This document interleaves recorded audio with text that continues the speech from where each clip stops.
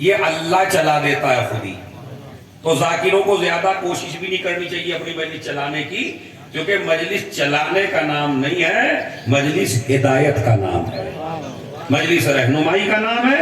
ایک جوان بھی اگر ایک میسج لے کے چلا جائے تو پوری مجلس بس کامیاب ہے. چاہے چپ رہ کے سنیے، گردن لٹکا کے سنیے، مجھے جتنا پڑھنا ہے میں اتنا ہی پڑھتا ہوں، یہ میرا ایک انداز ہے الگ طریقے کا. تو زیرو یاد رکھیے، جوان اسلام میں بڑا محبوب ہے.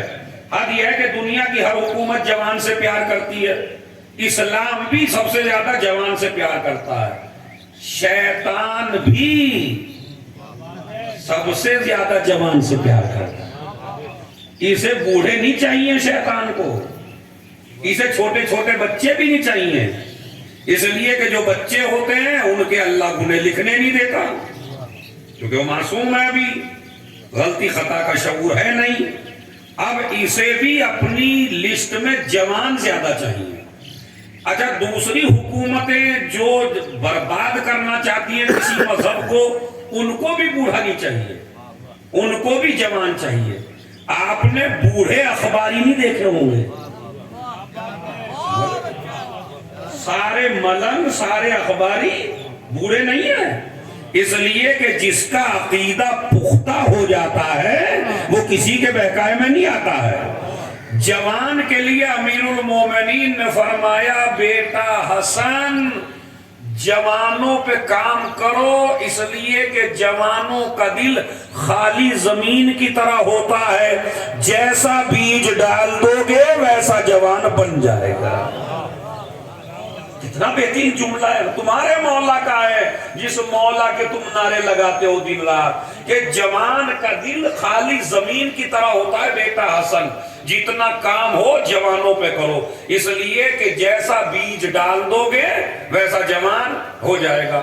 آج کل جو فنڈنگ ہو رہی ہے، آج کل جو اخباریت اور ملنگیت پھیل رہی ہے، آج کل جو ہمارے لوگوں کو مس گائیڈ کیا جا رہا، وہ بوڑھوں کو نہیں کیا جا رہا ہے، وہ جوانوں کو کیا جا رہا.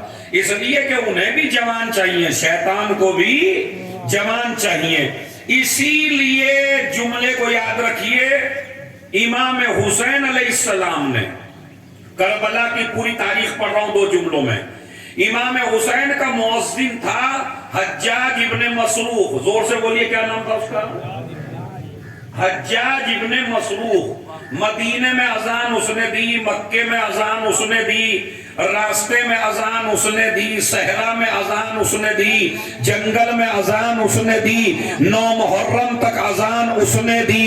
لیکن عاشور کا دن جیسے ہی آیا، امام حسین علیہ السلام نے حجاج ابن مسروق کو ہٹایا، ایک جوان کو بلایا، جوان سے اذان کہلوائی. یہ اذان نہیں کہلوائی جا رہی ہے، جوانوں کی خالی زمین میں اذان کا بیج بویا جا رہا ہے، تاکہ دنیا بہکے تو بہکے مگر جوان.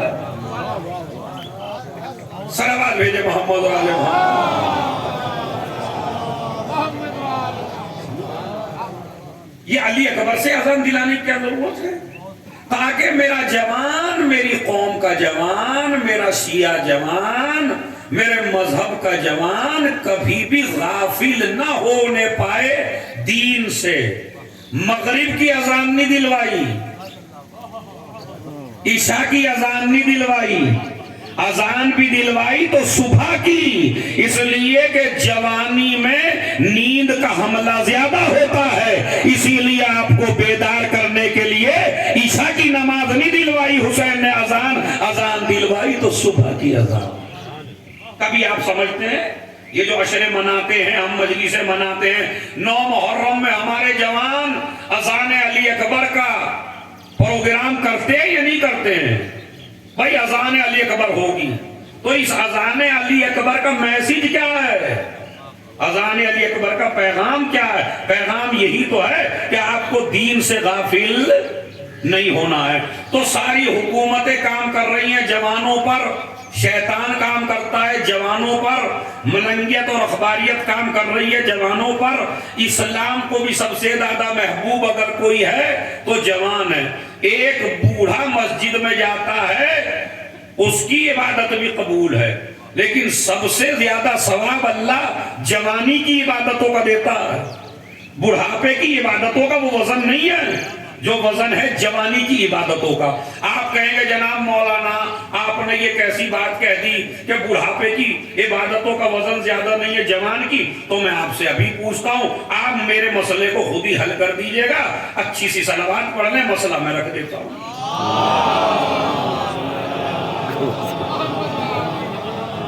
مسئلہ آپ خود ہی حل کر لیجئے۔ سنیے کیا ہے، دیکھیے اگر ایک نابینا آدمی ہو، اندھا، بالکل ٹھیک اردو میں، اندھا آدمی، نابینا آدمی، اور 40 سال سے نابینا ہو، اور وہ آپ سے کہے 40 سال ہو گئے میں نے کسی نامحرم پر بری نظر نہیں ڈالی، تو یہ قابل تعریف ہے یا یہ مجبور ہے؟